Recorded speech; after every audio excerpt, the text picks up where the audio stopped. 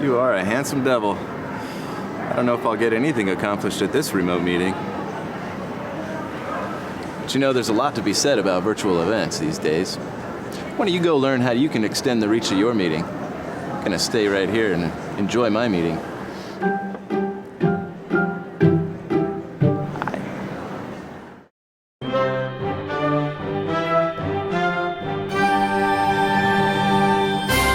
We're fortunate to have with us today Michael Doyle and Pam Ballinger, Vice President, Association Headquarters. Welcome, Pam. Thank you.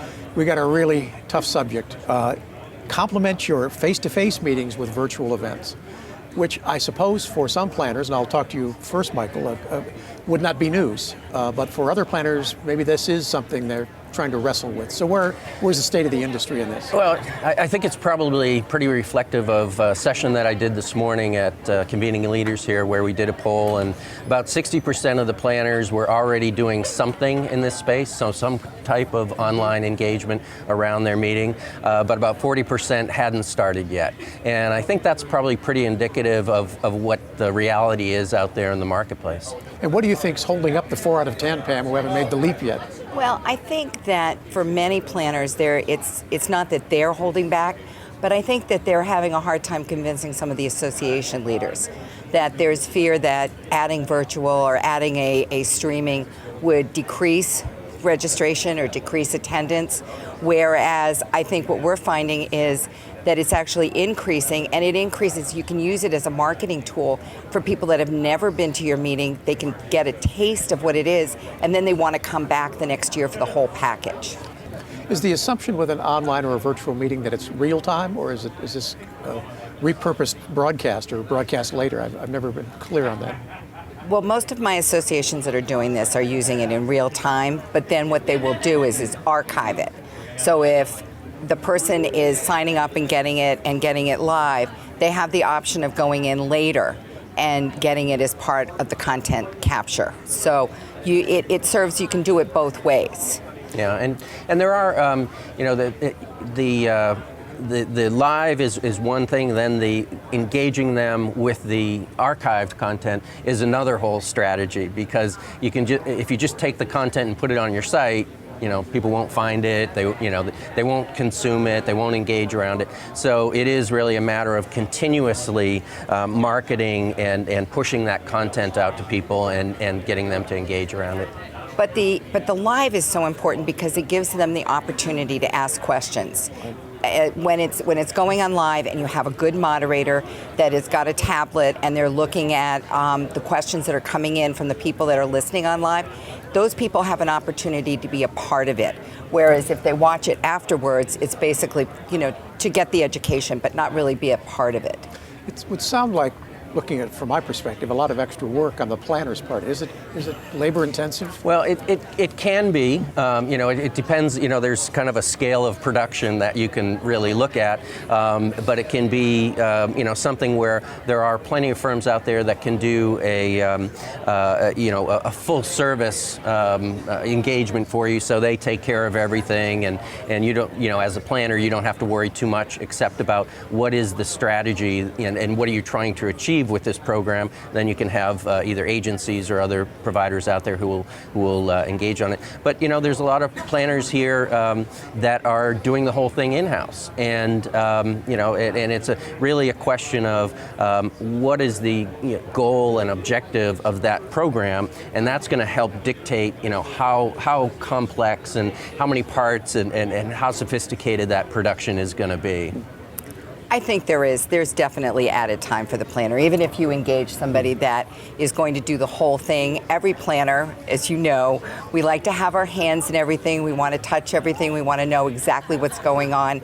I also think that for some of the associations, as they're going into this, there's a comfort level with the association or the program committee that they want their planner to be that go-between for the moderators and the speakers, because those are the people, we're the people that have been in touch with all of them and built the relationship over the years.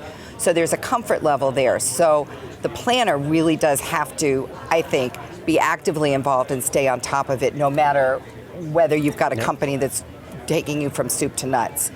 And who looks out for the speaker or the presenter? I mean, Do you need somebody to moderate kind of, or represent the interests of the virtual audience? I think selecting the moderator is very important. I think you have to let your program committee work with them to select a moderator that buys into this, so that they will be actively involved in bringing in the remote attendee, so that when those questions are coming in, they don't forget that person isn't standing at the microphone asking the question. So I think that the preparation, it starts with the planner working with the program committee to make the selection, to decide what sessions are going to be done, and then starting with the education with the moderator, and then an education to the speaker to let them know that there's a world out there beyond the room that's listening to them. So forgive the comparison, but this isn't a church service for shut-ins. I mean, we're not simulcasting. There's more thought required on the planner's part to recognize there's a whole other audience out there and be watching out for them as well.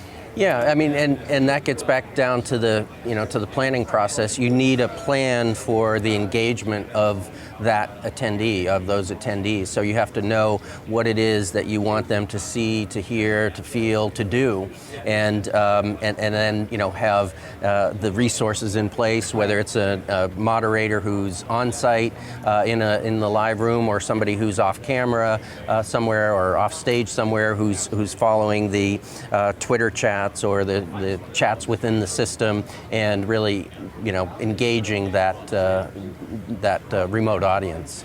If I'm a virtual attendee, for whatever reason, I'm a physician, I'm on call, should I pay this? I don't pay the same amount as somebody who's going, at least, I wouldn't have hotel costs, but am I paying the same fee generally? Do people price it the same?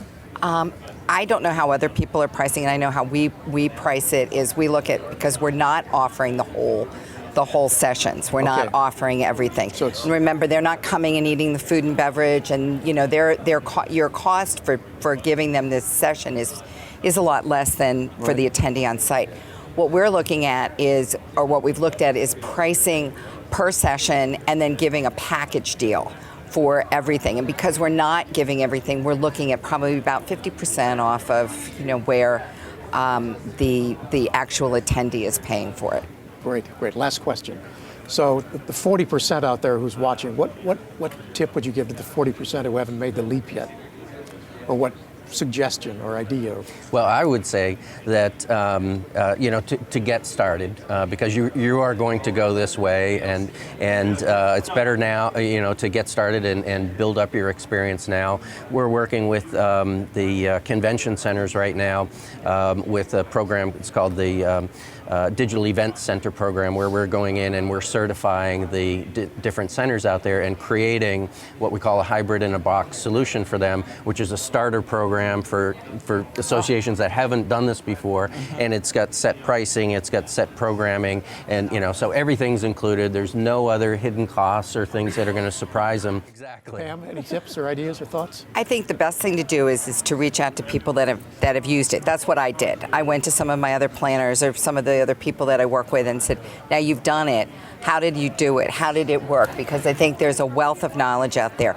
Also, collect the data. If you're having to sell it to your association leaders, your program committee, or anyone like that, I think collect the data and show the statistics, which is what I did, to show that in these meetings, the number of people, the percentage, the evaluations. So I think collecting your data and putting it before your association. Reach out to other planners that have done it. Reach out to the companies. I mean, most of the AV companies or the specialty companies such as Michael's, they can give you a wealth of knowledge and help.